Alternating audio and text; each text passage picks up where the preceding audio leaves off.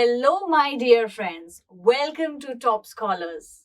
Today we'll be discussing about introduction to natural resources and their availability. So friends, what are natural resources? Now, the name itself tells you what are natural resources. Resources which are obtained from nature are called as natural resources.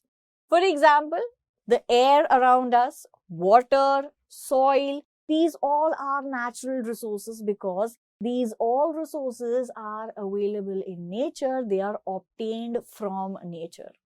Now friends, these natural resources are broadly classified into two categories depending upon their availability in nature. That is, inexhaustible natural resources and exhaustible natural resources. So let's first see what do we mean by inexhaustible natural resources. Inexhaustible natural resources are those natural resources which are found in an unlimited quantity in nature, which means that these inexhaustible natural resources will not get exhausted by any of the human activities.